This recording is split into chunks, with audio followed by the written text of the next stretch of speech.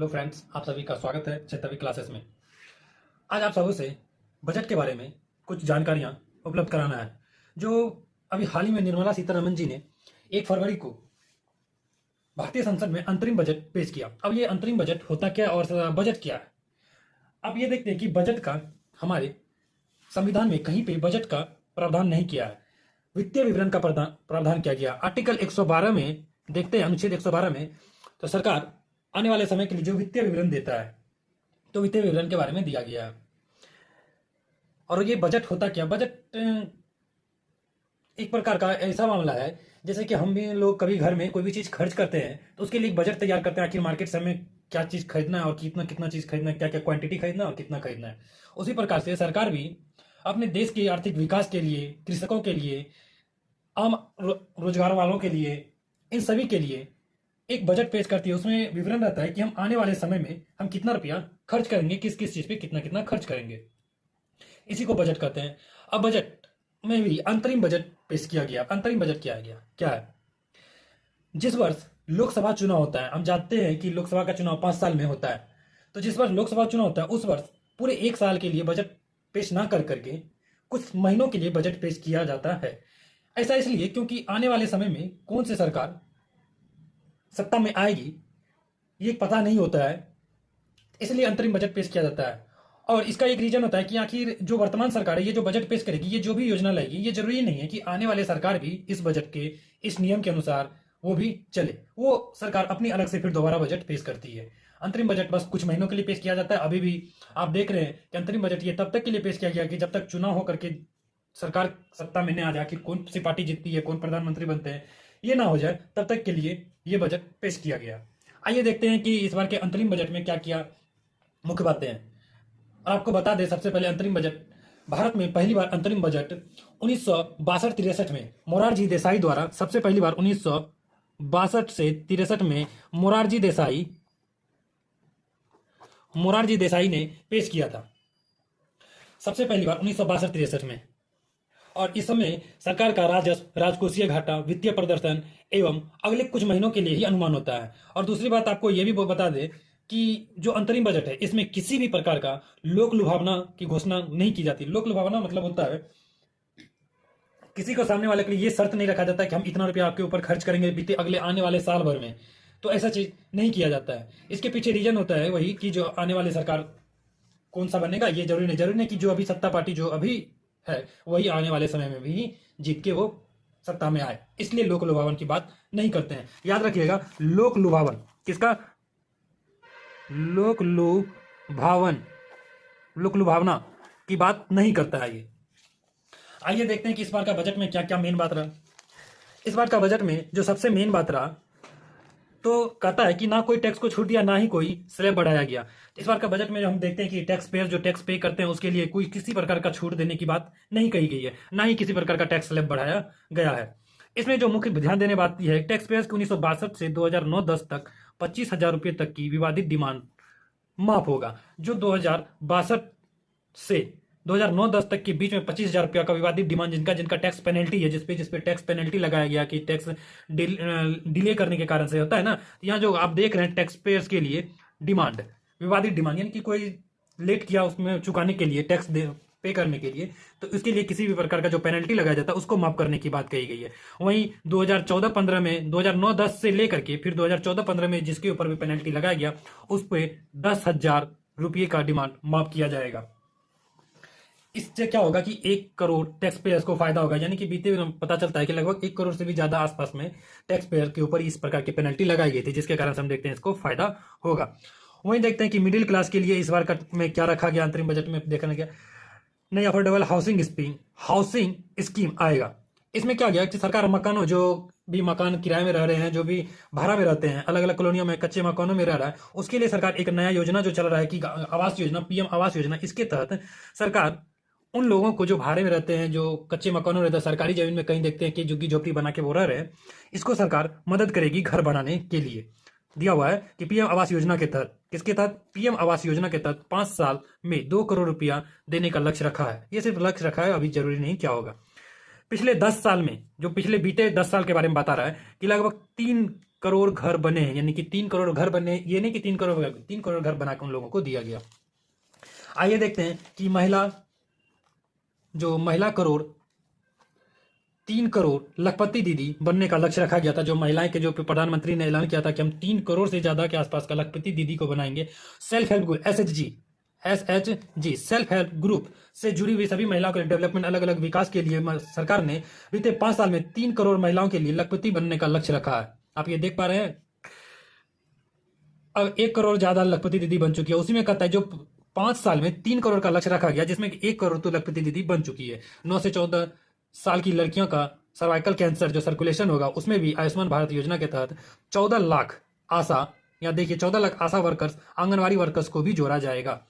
सरकार का इसमें सीधी सी बात है, महिलाओं पे भी फोकस किया गया है। जो मिडिल क्लास के लोग हैं उनके ऊपर भी बहुत ज्यादा फोकस किया गया इस बजट में। हम देखते हैं, वही हम देखते हैं कि मतदाता हो या करदाता, सबको कल का वादा, ये ऊपर हेडिंग दिया गया है। इसको अभी छोड़िए, अब आगे बढ़ते हैं। अब क्या क्या बात किया गया है, ये कुछ इधर जो आप नीचे देख रहे हैं कि ये जो पूरी लाइन है, इसमें से कुछ यहाँ पे सेंटर की मेन पॉइंट बाहर दे दिया गया है। सरकार ने कहा कि 3 नए रेल कॉरिडोर बनेगा।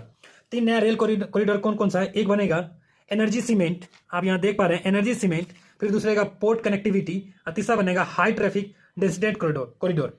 अब इन सब का फायदा क्या होगा? जो आप देख रहे हैं सीमेंट कॉरिडोर जो बनेगा, जो आप सीमेंट कॉरिडोर इसलिए बनाया जा रहा है कि ये पहला एनर्जी और सीमेंट कॉरिडोर होगा। इसका इस्तेमाल से केवल यानी कि ये जो कॉरिडोर बनाया जाएगा, इस पे सिर्फ केवल सीमेंट और कोयला ही ले जाया जाएगा। मान चलिए इधर से एक रेलवे ट्रैक बना है, ठीक है, ये जो रेलवे ट्रैक है इस पे सिर्फ सीमेंट और कोयले का आवाजाही करेगा। इससे क्या होगा कि ये इस पे दूसरा मालगाड़ी नहीं चलेगा। और हमारे देश में जो कई सारे कॉरिडोर हम देखते हैं कि कभी कताल जो सवारी जो जिस पे ले जाते हैं उस पे भी सीमेंट का कभी कताल ये मालवाहक भी बन जाता है, मालवाहक गाड़ी को ले जाया जाता है। तो इसलिए इस बार सरकार ने वादा किया है कि हम इस चीज को बंद कर देंगे।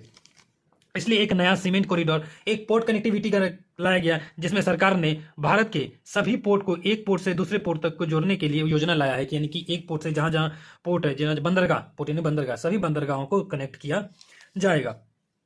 वहीं देखते हैं एक अलग से ट्रैफिक डेंसिटी कॉरिडोर बनेगा। ये ट्रैफिक डेंसिटी कॉरिडोर का मतलब उसके लिए है जो रेल मार्ग के लिए होगा, जहां पे यात्रियों ट्रेन की संख्या ज्यादा है, जहां जहां यात्री ट्रेन की संख्या ज्यादा है वहां के लिए ये चीज प्रयोग होगा। इससे फायदा ये होगा कि जितना भी ट्रेन का जो संख्या है उसमें सीमित यात्रा का समय घट जाएगा। ट्रेनों की संख्या की सीमित होने से यात्रा का समय घट जाएगा। यहाँ पे दिया गया है, आप देख सकते हैं, कच्चा माल बाहर से लाने, यहाँ पे सीधा इससे असर होगा कि बिजी रूट पर ट्रेनों की संख्या सीमित होगी और उनसे कच्चा माल कम समय घट जाएगा। और कच्चा माल बाहर से लाने और फैक्ट्रियों में तैयार माल बाहर भेजने में लागत समय कम गुना हो जाएगा। यानी कि आप आराम से देख सकते हैं, अगर हम अलग से ही सीमेंट का कॉरिडोर बना देते हैं तो इससे आसानी होगा कि हम कोई भी सामान आराम से एक जगह से दूसरी जगह ले जाया और ले आया जा सकता है।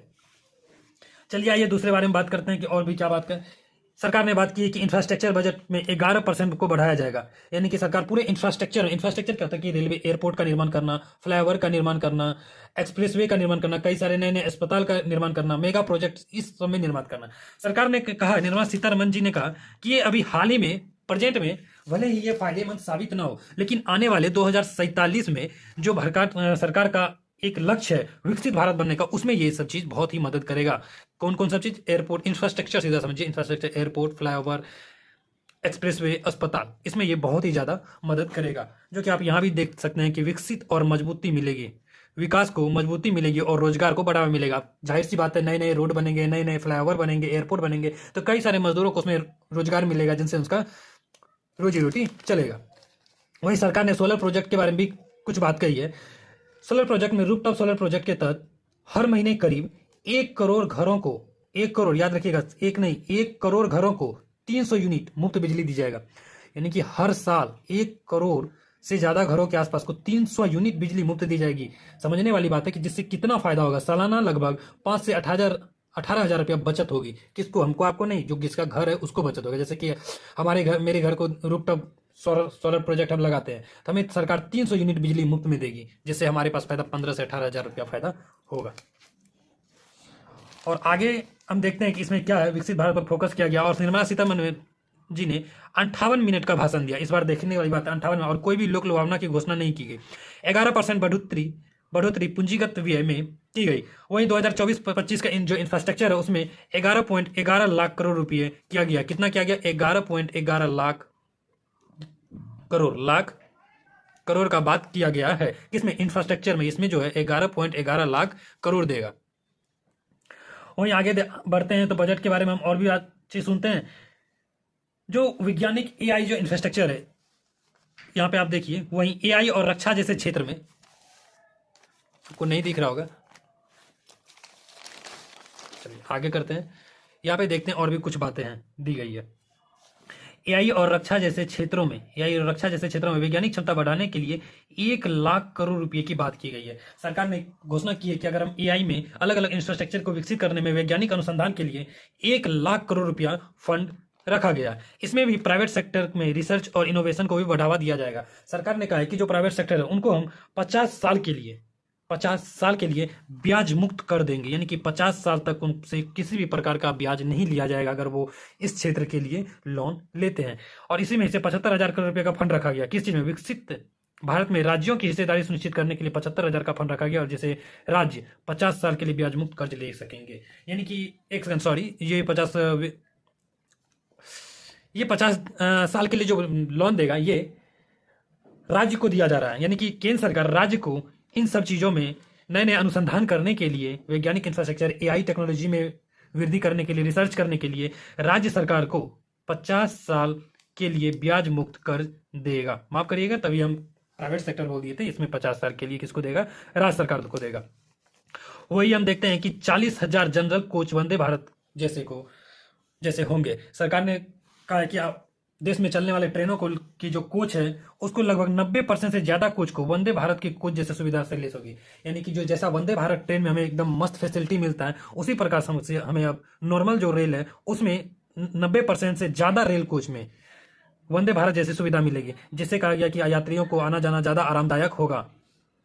वहीं इसमें किराया लगभग 70% ज्यादा देना पड़ सकता है। जाहिर सी बात है, जब हम सुविधा खोजेंगे तो थोड़ा सा सरकार किराया भी तो बढ़ाएगी, आखिर उस पर खर्च तो आता है। तो इसलिए सरकार ने कहा है कि हम लगभग 90% ट्रेनों के जो कोच है उसको वंदे भारत की कोच, जो ट्रेन की कोच है उसके जैसा हम परिवर्तित बदल देंगे।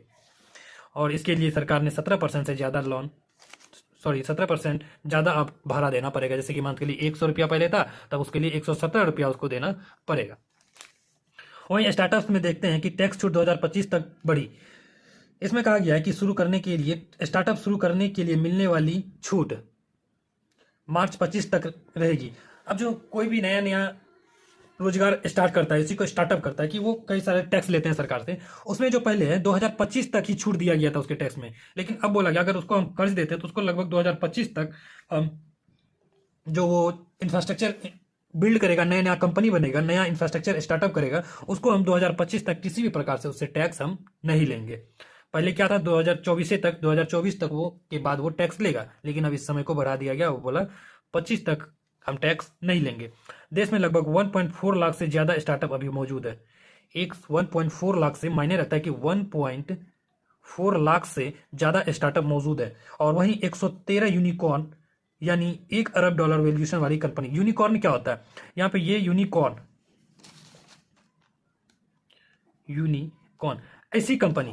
ऐसा कंपनी जो नया स्टार्टअप किया गया, जो $1 अरब के वैल्यूएशन को पार कर गया, $1 अरब के वैल्यूएशन को वो पार कर गया, उसे यूनिकॉर्न कहा गया। अभी वर्तमान में 113 यूनिकॉर्न मौजूद है। वहीं कर रियायत को लाभ, किसी प्रकार का लाभ का बात नहीं किया गया। कर रियायत को लाभ नहीं। 2024 तक शुरू की जाने वाली कॉर्पोरेट मैन्युफैक्चरिंग यूनिट्स के लिए आय पर टैक्स रेट 15% था, जिसकी समसामी नहीं बढ़ाई गई। इसमें किसी प्रकार का बढ़ाया नहीं गया है, जिससे यह असर होगा कि जो मैन्युफैक्चरिंग कंपनी है उसको 22% टैक्स देना पड़ेगा आने वाले समय में। वही हम कुछ और भी बातें देखते हैं। यहाँ पे दिया गया है कि मेट्रो का खर्च बढ़ा, लेकिन स्मार्ट सिटी प्रोजेक्ट्स का घटा। जो स्मार्ट सिटी प्रोजेक्ट्स में उसमें कुछ घटा किया गया। स्वच्छ भारत के लिए, उसी में देखते हैं कि स्वच्छ भारत के लगभग 5,000 करोड़ रुपया खर्च होगा। जो आने वाले समय में स्वच्छ भारत है उसके लिए 5,000 करोड़ रुपये खर्च करने की बात कही गई है। वहीं ये चीज जो पहले देखते हैं तो 2,500 करोड़ रुपया रखा गया था। 2,500 करोड़। याद रखिएगा, ये जो भी हम 5 लिख रहे हैं ये 5 नहीं है, ये 5,000 करोड़ का बात किया गया है। 5,000 करोड़। वहीं यहाँ पे पहले जो था ये स्वच्छता के लिए 2,500 करोड़ रुपया रखा गया था। वहीं बजट घाटा पर निवेश बढ़ेगा। फसल बीमा पे 2.7% का अनुदान आरक्षण, 21% यूरिया सब्सिडी, जो अलग अलग प्रकार का सब्सिडी दिया जाएगा, 21% का सब्सिडी का बजट था, जो कि 7.5% घटा दिया गया। अब फसल कटाई के बाद स्टोरेज के लिए प्राइवेट और पब्लिक इनोवेशन को हो सकेगा, प्राइवेट और पब्लिक इन्वेस्टमेंट हो सकेगा। जो भी फसल कटाई के लिए जो स्टोरेज के लिए जगह होता था, उसके लिए पब्लिक को इन्वेस्टमेंट करने के लिए दिया है। वही कृषि सिंचाई के लिए 22% बढ़ा दिया गया, खर्च को 22% बढ़ा दिया गया। वहीं बजट पे देखते हैं 4% बढ़ा, और 6 डिफेंस के लिए 4% रुपया बढ़ा दिया गया, और 6.21 लाख करोड़ रुपया सिर्फ डिफेंस पे जो इस बार सरकार है 6.21 लाख करोड़ रुपया खर्च करेगी। इसको देखते हैं हम थोड़ी देर बाद क्या क्या बात किया गया। चलिए आपको बता ही देते हैं इसमें कितना कितना किस किस चीज पे खर्च किया गया। आपको बस यहाँ लिख देता हूं,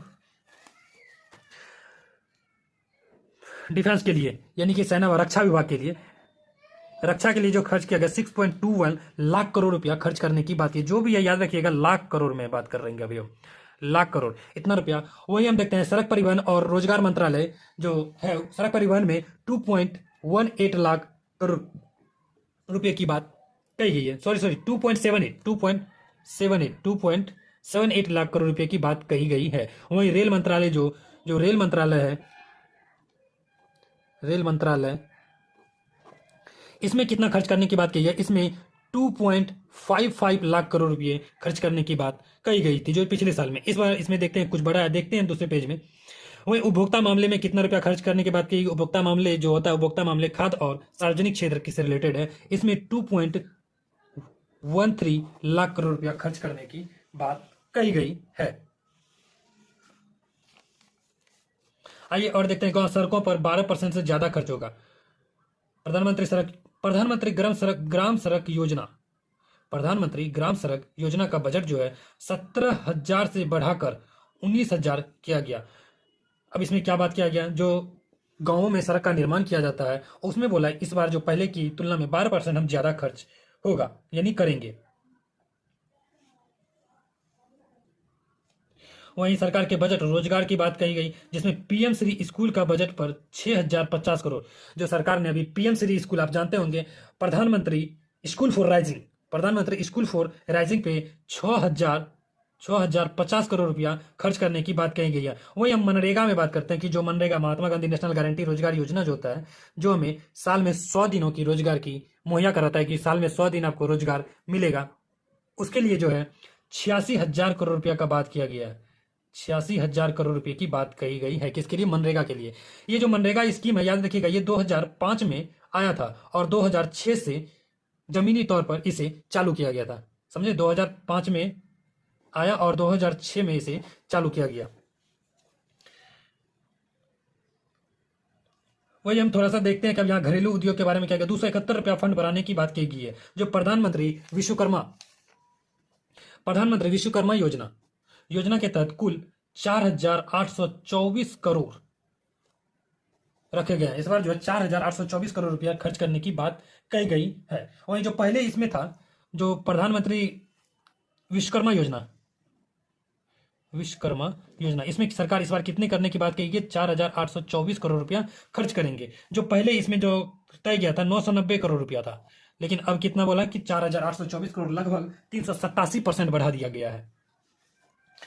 आइए और भी देखते हैं कि नीचे क्या बात कहा गया कि बाजार के बारे में क्या कहा गया, उसके बारे में भी देखते हैं। इंफ्रा खर्च बाजार को मिलेगी मजबूती, इसका मतलब क्या हो गया, सरकारी घाटा 2 साल में 4.5% रखने का, यानी कि सरकार को जो घाटा हो रही है बार बार, अगले 2 साल में लक्ष्य है कि 4.5% हम सरकारी घाटा को कम कर दें, यानी कि अभी जितना हो रहा है उसमें से 4.5% को कम किया जा सके। जो कि कोरोना काल में यही सरकारी घाटा कितना था, 9.2% तक पहुंच गया था। जो घाटा था 9.2% तक पहुंच गया था। वहीं कॉर्पोरेट सेक्टर को 1 लाख करोड़ रुपए तक की फंड का फायदा मिलेगा। इसमें सीधी सी बात यह है, जो कॉर्पोरेट सेक्टर है उसको 1 लाख करोड़ रुपए तक की फायदा देंगे। और वहीं छोटे शहरों में बढ़ेंगे, हाउसिंग प्रोजेक्ट।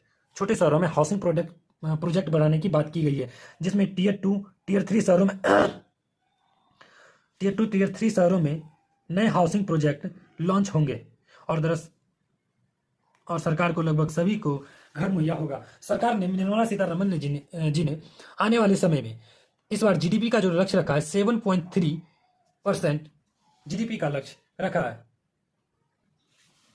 ध्यान रखिएगा 7.3। जीडीपी क्या होता है? Gross domestic product. किसी भी देश के आर्थिक विकास में जानना है तो हम उसके सीधा सा ये जो नब्ज होता है ये जीडीपी होता है। आप जीडीपी के बारे में जान जाए, जिस देश का जीडीपी जितना अच्छा होगा उस देश में विकास उतना अच्छा होता है। वहीं भारत का जीडीपी के बारे में बात किया गया। भारत का जीडीपी 7.3% आने वाले समय में रहेंगे। आइए देखते हैं नेक्स्ट पेज में क्या है।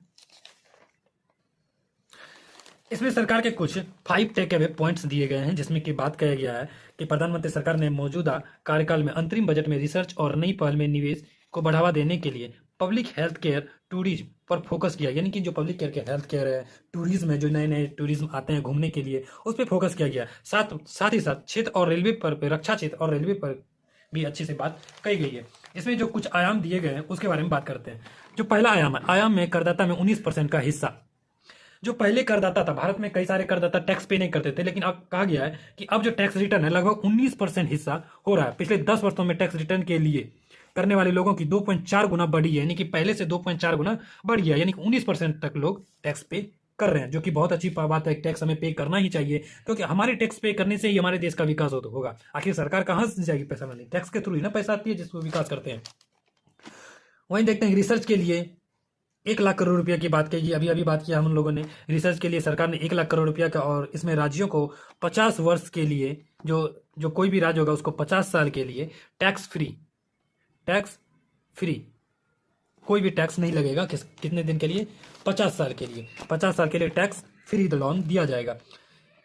वहीं देखते हैं कि आबादी को चुनौती के लिए कमेटी बनाएगी। जो हमारे देश में जो बीते दिनों में हम देख रहे हैं कि हमारी जो जनसंख्या है चीन की जनसंख्या से भी ज्यादा हो गया है, तो इसी जनसंख्या को चुनौती का सामना करने के लिए सरकार ने एक कमेटी बनाने की बात की है। वहीं स्वास्थ्य, शिक्षा और बजट के बारे में कुछ खर्च के बारे में बात किया गया, उसको भी देखते हैं।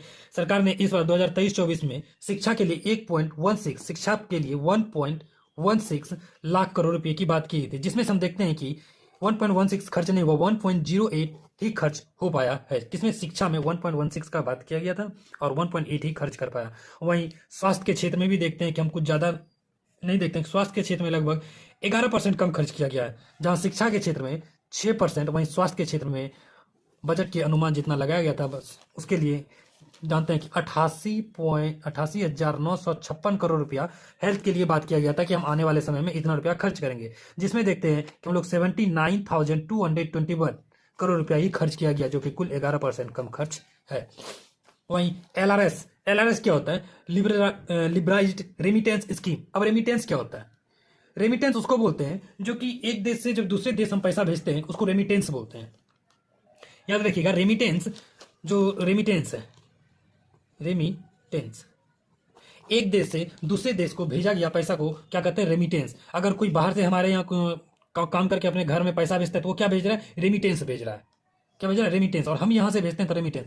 इसमें बात कहा गया है कि अगर शिक्षा के लिए 7 लाख से ज्यादा हम पैसा अपने, जैसे कि हमारे बच्चे विदेश में पढ़ रहे हैं, उसको हम 7 लाख से ज्यादा भेजते हैं तो इस पे जो है टैक्स, टीसीएस की बात किया गया। क्या होता है? टीसीएस। ये भी एक प्रकार का टैक्स ही है, जिसमें 5% का बात किया गया है।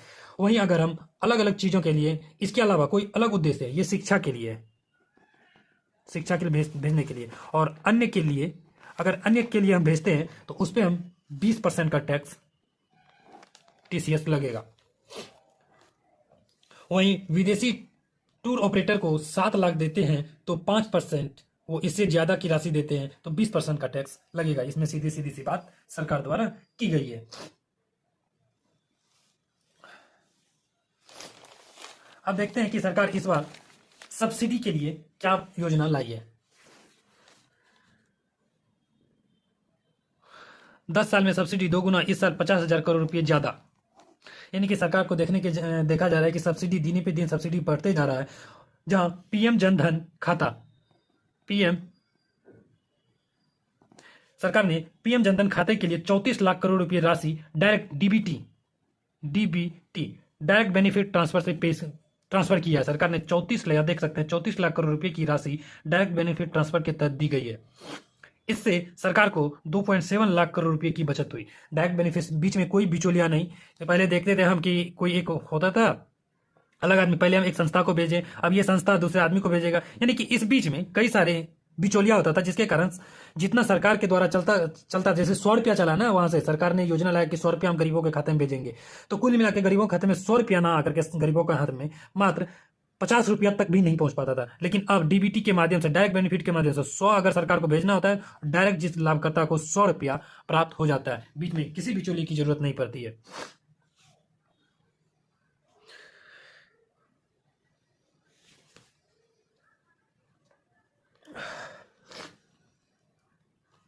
इस बार जो रेलवे के लिए बजट की बात कही गई, रेलवे को पिछले साल जो 2024-25 में रेलवे को 2.578 लाख करोड़ रुपए खर्च करने की बात कही गई है। 2.78 लाख करोड़ रुपया, जो 2014 की बजट से बहुत ही ज्यादा ये है। वहीं 2023-24 में जो दिया गया था 2.55 लाख करोड़ रुपए देने की बात की गई थी, जो 2014 से ये 9 गुना अधिक था, 9 गुना अधिक था।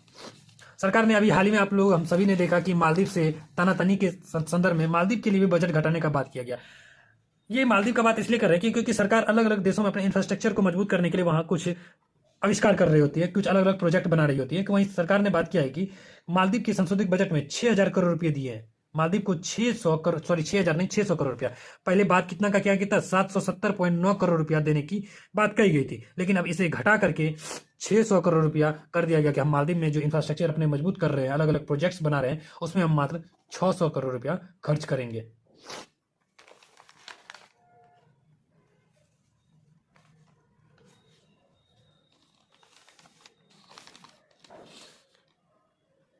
वही मनरेगा का भी हमने बात किया कि मनरेगा में कितना 86,000 करोड़ रुपया देने की बात की गई है। ये पिछले 10 सालों में 43% बढ़ा है। पिछले 10 साल में जो बजट आ रहा था उससे 43% बढ़ गया। इससे आम लोगों की जो योजना है, जो जिन्हें रोजगार दिया जाता है, 100 दिनों का रोजगार मुहैया किया जाता है, उनके लिए ये बहुत ही लाभदायक सिद्ध होगा।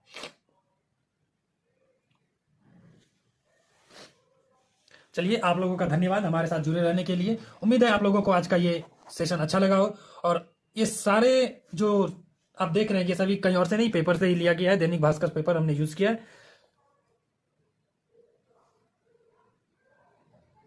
जो आने वाले समय, ये सारे जो हम लोगों ने अभी पढ़ा, ये बहुत ही इंपॉर्टेंट है। आने वाले परीक्षा में ये ज्यादातर आप देखेंगे कि कहीं ना कहीं पूछा जाएगा। इसलिए आप ये अवश्य रखिए कि इसे याद कर लें, और ताकि आप आने वाले समय में जो भी एग्जाम्स है, जबकि हम देखते हैं कि इकोनॉमिक्स, आर्थिक बजट से रिलेटेड जो क्वेश्चन पूछे जाते हैं, वो हम आराम से सॉल्व कर ले।